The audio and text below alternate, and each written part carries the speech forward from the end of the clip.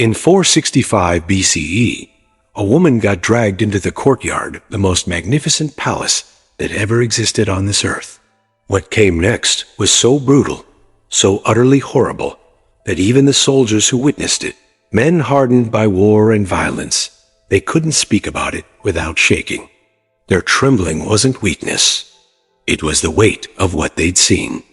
Her only crime was this: she said no to the wrong person. But what makes this whole thing truly horrifying isn't just one act of cruelty. It wasn't an isolated moment of violence. This was just one day in the Persian royal court. Just one crime in a pattern that stretched across decades. A decaying system that turned the world's most beautiful palace into something else entirely. A place of psychological torture. And the man responsible? You know his name. You've seen his armies in movies. Watched them come across the screen in dramatic battle scenes. But you have absolutely no idea what he really was, who he actually turned into behind closed doors. History has decided to remember King Xerxes I of Persia in a very specific way. As a warrior. As the man who led millions of soldiers against Greece. As the builder of monuments that seemed to defy human imagination. That's the story we tell ourselves, because it's easier to accept, easier to understand, easier to digest. But what if I told you something different? What if behind those golden walls, inside that empire, a completely different kind of war was happening? A war with no swords and no shields. A war where the victims couldn't run away, couldn't fight back, and couldn't even tell the truth about what was being done to them without putting everything they loved at risk, everyone they cared about. What if the greatest atrocity of Xerxes' entire reign had absolutely nothing to do with Greece or any battlefield? What if the worst things were happening right inside his own roof every single day? What if the people suffering the most were the ones who should have been safest in his presence? I need you to stay with me on this, because what you're about to learn is going to change everything you thought you knew about ancient Persia. By the time this is over, you'll understand why this particular story was buried, why it was hidden and forgotten for more than 2,000 years. Let's start with a question that most historians are afraid to ask. What does it actually do to someone, to a human being, when absolutely everyone around them insists that they're not human at all? When society, the entire structure around you, says you're something else, something higher, something divine? October 486 BCE, we're in the throne room at Persepolis. A man who is 36 years old, a guy named Xerxes, he's about to receive the crown. Not just any crown. The crown of the largest empire the world has ever seen. His father, Darius the Great, is gone now, dead. And from this single moment forward, from the second Xerxes puts on that crown, he will never experience another genuine human interaction for the rest of his life. Think about that for a second. Let that sink in. Every single person who approaches him, every courtier, every nobleman, every servant, every member of his own family, they all have to follow this elaborate ritual called proskynesis. They fall face down on the ground. They kiss the earth in front of him. It's not a bow. It's not kneeling. It's complete prostration, the kind you do before a god, not a king. The kind of submission you only show to something divine. No one can turn their back to him. Ever. If you turn around, if you show him your back, that's a death sentence. No one can look directly into his eyes unless he specifically gives them permission to do so. No one can speak unless he speaks to them first. You have to wait to be spoken to. The Greek historian Herodotus recorded something truly chilling about how the Persian court actually worked, about the rules that governed everything that happened there. If you needed to deliver urgent news to the king, if something serious was happening, something that demanded his immediate attention, you still had to stand outside the throne room. You'd wait there, for days, sometimes for weeks. You waited for permission to come in. And this wasn't some minor inconvenience.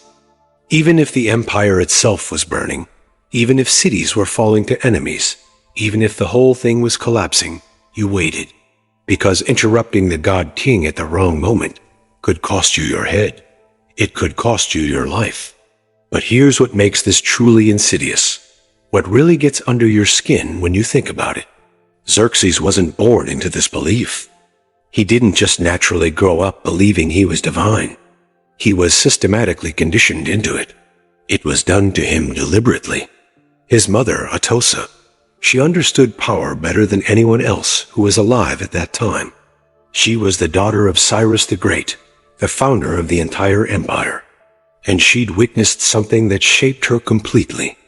She'd watched her own family completely tear itself apart in wars over who would inherit the throne. She'd seen brothers poison other brothers. She'd seen entire bloodlines, whole families, erased overnight like they never existed.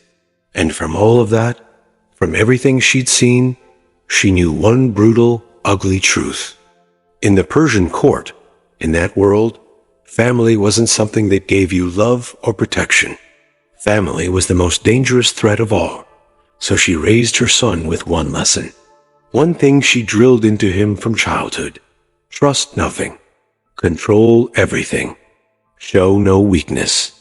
Because the moment you're perceived as human, the moment someone sees you as vulnerable, sees you as capable of doubt or fear or hesitation, you're already dead. Someone will kill you. The Greek sources, the writings that survived, they tell us that Atossa had an enormous amount of influence over her son Xerxes. More influence than any general had, more than any father figure or advisor. And what she created, what she molded and shaped, wasn't just a king. She created something far more dangerous than that. She created a man who genuinely believed, down in his core, that other human beings existed for only one purpose, to serve his will. They were extensions of himself. Now let's talk about where all of this played out.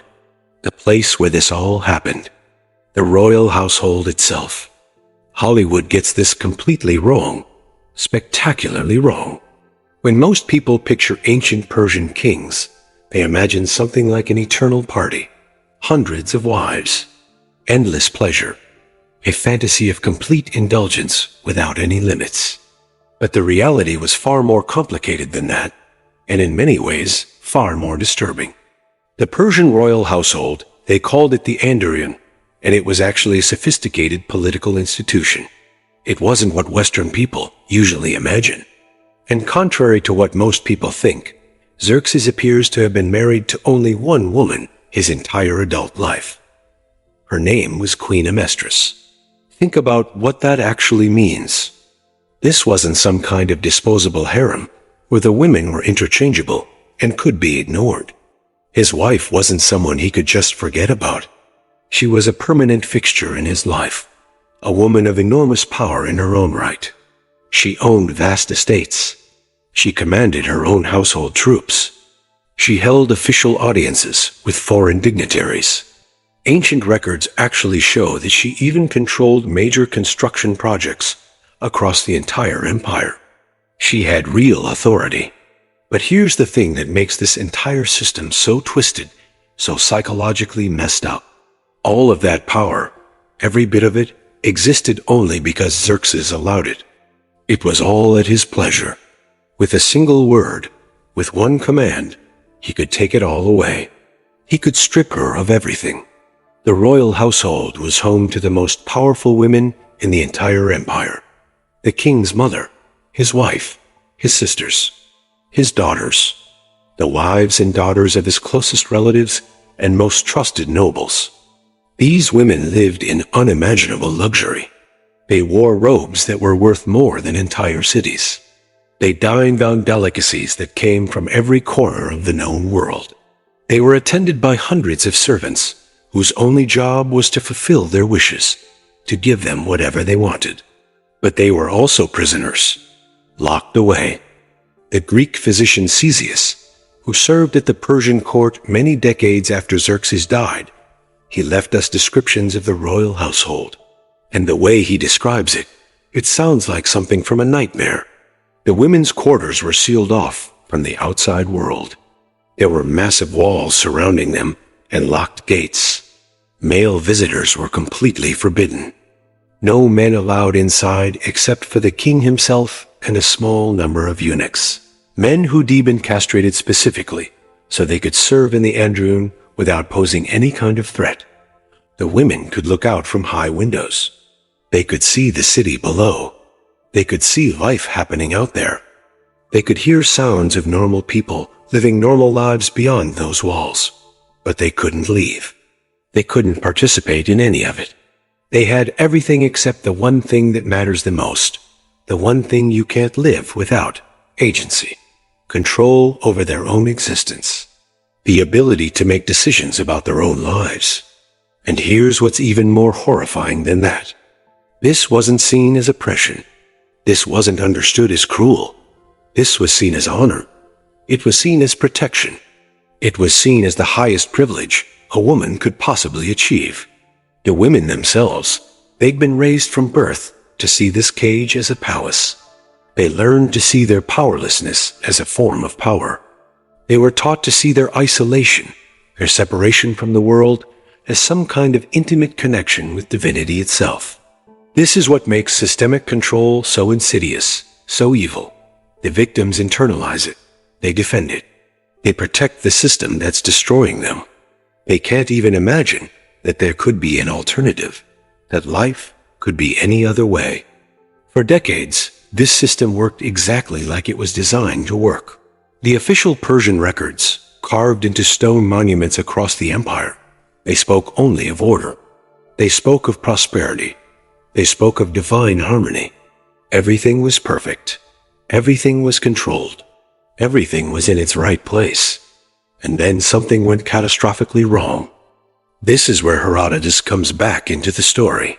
He's writing about 30 years after Xerxes dies. He records an incident that's so disturbing, so horrifying that scholars have spent over 2,000 years debating whether it's actually true, whether he actually witnessed accounts of this, or if it's just propaganda or exaggeration, or even complete fiction. And I want to be clear with you about this. Herodotus was Greek. He was writing for a Greek audience. Those people had every reason in the world to hate Persia, to paint Persian kings as monsters. His account could be propaganda. It could be exaggeration. It could be completely made up. But the details he provides are so specific. They're so psychologically precise, so true to how human beings actually behave and think, that they deserve our serious attention. According to Herodotus, sometime in the late 470s BCE, after Xerxes' disastrous campaign against Greece, after he came home in absolute humiliation, the king developed an obsession.